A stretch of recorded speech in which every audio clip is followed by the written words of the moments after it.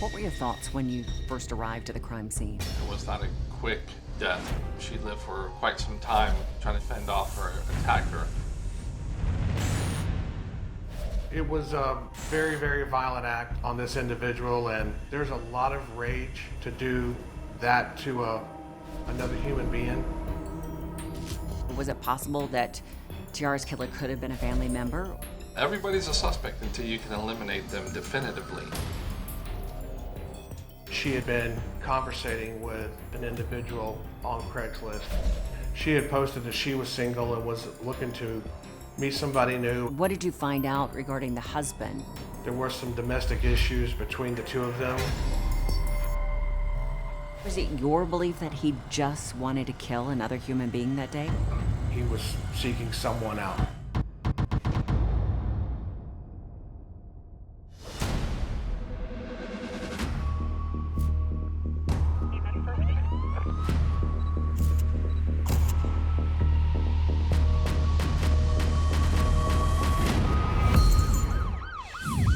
Hi, I'm Nancy O'Dell. Today's Crime Exposé takes us to Jacksonville, Florida. It is the most crowded city in the state, with nearly 1 million people, which translates into a large dating pool.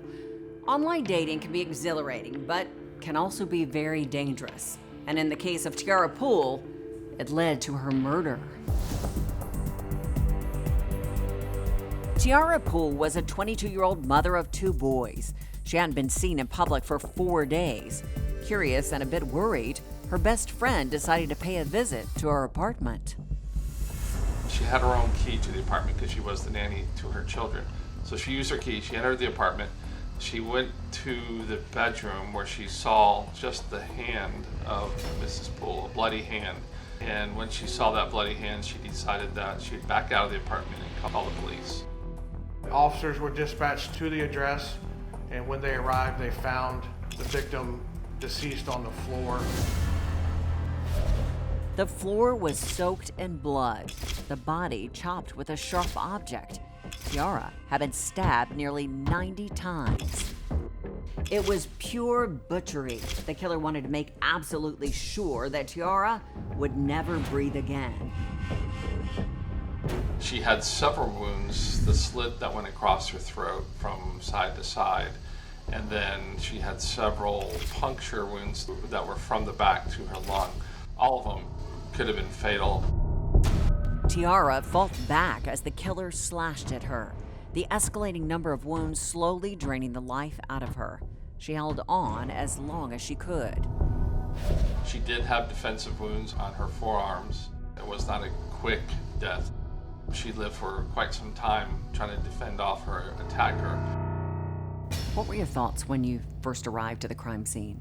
With 80-something stab wounds to the body, it was a very, very violent act on this individual, and there's a lot of rage to do that to another human being. And also in situations like this where you do see intense emotion involved, a lot of times it's somebody that the victim knew. So was it possible that Tiara's killer could have been a family member or a close friend? Sure, usually you would think that it would be some type of personal connection to the individual or to the suspect who did this to the victim. As law enforcement scrutinized the crime scene, several things stood out. First, the murder weapon, a knife from Tiara's own kitchen. It was found in the bathroom. I think it was leaning up against the tub. It was bent, so if you think about the integrity of a kitchen knife, and for it to be bent, it would have to be struck pretty hard, and the tip of it was broken off, and then the tip was actually located within Miss Pool's body. 2, the killer did not break into the apartment. There was no signs of forced entry, which would also lend an investigator to believe that they knew the individual who committed the crime or just allowed them to come into the home. 3, as Tiara Pool lay bleeding, the murderer helped himself to her personal belongings. In the process of going over the crime scene, they discovered her game station was removed from her house and some other items. So who was this young woman? Whenever you enter into a homicide scene, there's a lot of mitigating factors that come into play. Do they have a history of domestic violence? Is there a history of drug use? Is there a history of drug dealing? Is there family issues? Police say Tiara lived in a neighborhood where this kind of thing just didn't happen. Her apartment complex where she was killed is, it's a nice, good neighborhood, it's a good area. So we do know that Tiara was married. What else did you discover about her home life? I know that the victim had 2 small children and they were with in-laws and not present in the home when this crime took place. Meanwhile, though he snatched a few of Tiara's personal items, the killer did not grab her cell phone on his way out the door. Her phone was resting on the back of the couch in the crime scene. Were you able to get any information off of Tiara's phone that helped in the investigation? It had to be submitted to a company to do a forensic download and to kind of separate all the information that was on that particular phone, whether there were texts and phone calls and internet usage on the phone and how the phone was being used on the internet. I know one of the things police use the information they found on the phone for is to kind of build a biography of a person's final days. Were you able to do that for Tiara? They were able to gain a lot of insight into what's going on in Tiara's life, and she was communicating with others through Craigslist on both her computer and phone. Was Tiara talking to family, friends, or strangers? For this married mother of 2, nothing appeared to be what it seemed. In fact, Tiara Pool had a shadowy second life, one that took her down a treacherous path. There were some domestic issues that were going on between her and her husband. You also look at who was the last person to see the victim alive, because that's usually a good person to look at.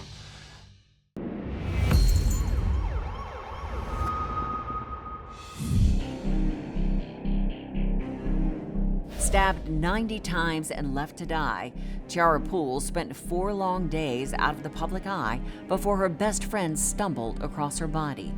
For Tiara, life was over at the age of 22. Based on the way she was killed, police say the murderer was probably someone close to her. Whenever you have a stabbing, generally those are what a homicide investigator would determine as a personal attack. There's some kind of personal agenda there, whether it's self-fulfilling or if it's a domestic situation or someone's angry for whatever reason. Speaking of domestic situations, where was Tiara's husband during all this? Police say he certainly seemed like a strong candidate. What did you find out regarding the husband and his whereabouts? So Tiara's husband was in the military. He was in the Navy. He was on an 8-month deployment at the time of the incident. Though investigators didn't know that from the early onset, so they'll get in contact with his command staff to see, if he's been on deployment or did he take leave, did he return home? In the military, taking leave involves requesting to be absent from work. So investigators wanted to know if Tiara's husband had returned home briefly and possibly killed her during that time frame. Not only do they have to figure out that he's on deployment, but they also make sure that he didn't return off of deployment for whatever reason. And so you have to kind of eliminate that as a factor. As detectives peeled back the layers of Tiara Pool's daily life, they learned that her marriage had recently run aground. There were some domestic issues between the 2 of them to the level of violence, or it was just verbal altercations between them, but they were contemplating separation and divorce. With her current relationship grinding to a halt, Tiara decided to find a new man, temporary or otherwise. Through the computer check, they learned that she had been on Craigslist and had been conversating with an individual on Craigslist. The Craigslist website was launched during the early days of the internet. It's an online version of the old classified sections in newspapers where people bought and sold items, looked for a place to rent, and even advertised for new romance. So what kind of ad was it that Tiara posted on Craigslist? In her ad that she had posted through Craigslist, she had posted that she was single and was looking to meet somebody new and start making some changes. Police dug through all of the messages on Tiara's phone and computer. You're looking at everyone that she was having conversations with. But it was the Craigslist ad that interested them the most. A few people replied to her ad, but then she kind of narrowed it down to one particular individual. His name was David Sparre. David Sparre lived in Georgia, a little over an hour's drive from Tiara's place in Jacksonville. I was aware that they did have communications back and forth. It was flirtatious in nature, and there was some conversation as to meeting here in Jacksonville. Meanwhile, another key piece of evidence popped up. Someone had left a DNA specimen in Tiara's apartment. They found some unknown male DNA at the scene, and they're going to do everything in their power and use the techniques that are used today to determine who that individual is. The pieces of this puzzle were increasing in number, but nothing was fitting together just yet. Investigators knew the murderer could be halfway across the country by now. The cliche of you have 48 hours to get to an answer is really not so cliche. Things start falling off the radar as time goes by. People start forgetting. You might have a witness that saw something and just assumed that the police knew it or never called them about it, so it wasn't important to them. So who brutally murdered Tiara Pool and disappeared into the night? Was it her husband, the man from Craigslist, or whoever owned the traces of DNA that were spattered across her apartment? Everybody's a suspect until you can eliminate them definitively.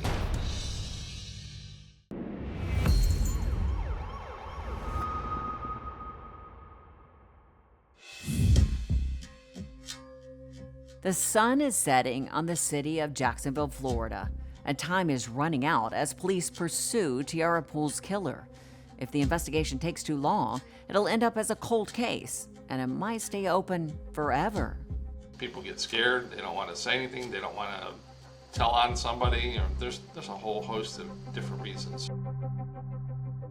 Time to examine the list of suspects. The husband is always at the top of the list, but Tiara's husband was a member of the United States Navy, and at the time of the murder, he was out of town. The investigators learned that he was deployed, he was nowhere near, he was on a ship, and was no way in shape or form could have committed this crime. If not Tiara's husband, then who? Back to the list of potential lovers she was chatting with on her phone and computer. At the top of that list, the man from Georgia, David Sparre. There was multiple persons of interest. It just turns out that Sparre made it a little bit more easier because he was interacting much more often than anyone else was. They learned through their text messaging and messaging back and forth on Craigslist that they had made arrangements to meet up with each other. And you brought in David Sparre for questioning, and you said that he was cooperative, right? Correct. When interviewed by the investigators, he admitted that that he had come down to Jacksonville to meet her and made arrangements, and he was coming down here anyway to visit his grandmother who was having a procedure done at a local hospital. And were you able to verify his statement? They're actually seen on videotape at the hospital. So at the hospital, they were face to face for the first time. There was enough of a spark, and then what happened? He admitted that they had met up and gone back to her place to be intimate with one another. And then afterward? He said he'd come for one thing and one thing only. They did their business, and then he left. Investigators had no reason to doubt the story that David Sparre told them. So far up until that point, what they got from his story and then the video footage that they received from the hospital, everything was, at that point, was matching up. Then, the police slowly turned the tables on David Sparre, and this friendly interview started to go south. Investigators poked holes in Sparre's responses, beginning with his phone conversations with Tiara Pool. So they had the video, they had his cell phone records. He tries to say that he's in a separate location when he has a conversation with her, but yet his cell phone records are actually placing him at a different location. And there is a discrepancy that he has to answer for, and he can't, of course. And then you said he began to sweat and stumble, and then you asked him for something crucial. Yeah, and so they asked him for his DNA, and that's when things changed for him and the investigation took a different turn. The DNA found near Tiara's body was tested against a sample from David Sparre, and there was no doubt that the two samples were from the same person. And now, David Sparre had to answer for what he had done while he was in Tiara Pool's apartment. His DNA is found within the crime scene, and it's on the weapon. I think they might have recovered some from the grout and the tile in the bathroom, and try to explain that one away. Even so, Sparre tried to wriggle away from this. He said he couldn't remember anything, so he couldn't have repeatedly slashed Tiara with a knife. There's one point where he says, well, I think I just blacked out. I've heard that time and time again in interviews of suspects. They give you specific details leading all the way up to the point of the crime occurring, that all of a sudden they blacked out and they just want to jump over the portion where you're talking about the actual murder taking place, the 90 stab wounds. So his story is that he met her at the hospital, drove to her place, had sex, and then he couldn't remember anything after that. He says, I just blacked out and I don't remember what happened. Next thing you know, I was in my car driving away. Well, no, because then you remember all the details after that as well. Sparre was drowning, but things got worse. He had to explain the items missing from the apartment. Tiara's gaming system and her car had disappeared the day she was executed, and now investigators nailed Sparre to the wall. They tied him to the scene with the surveillance footage and her car being stolen, and then his DNA being in her apartment. It was Judgment Day for David Sparre, and this time there was no way to escape from what he had done. The judge dropped the hammer on him. David Sparre was ultimately sentenced to death. Sparre's excuse for killing Tiara? He said he lost his mind when Tiara told him that she was still married. He wanted this to happen. You just don't go to that level of violence on an individual because you find out they're married and you're trying to start a relationship with them or even just have a fling with them. So is it your belief that he just wanted to kill another human being that day? It was, for lack of a better term, it was premeditated. He was seeking someone out.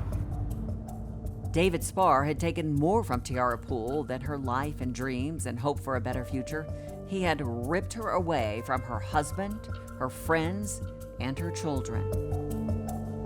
Her loss of life is so tragic, but also there's two other lives and these two other children who are now without their mother. And it puts a different burden on them that people just cannot imagine.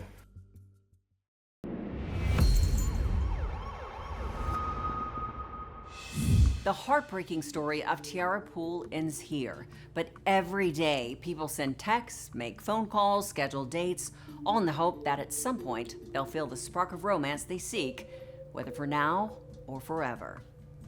And now it is time for today's Safety Spotlight. Looking to make a romantic connection online is common nowadays, but prioritizing your safety while doing so is essential. For the first several dates, choose public places and avoid going to secluded locations or your residence. Have access to your own car or public transportation so that you're able to come and go freely. And if you're going to drink, order your own and be careful of how much you consume so that you are well aware of what is happening. And finally, it's probably a good idea to tell a friend or family member where you are going and follow up with them periodically to let them know you're okay. Know the risks and take the proper precautions. I'm Nancy O'Dell. For everybody here at Crime Exposé, please join us next time and stay safe.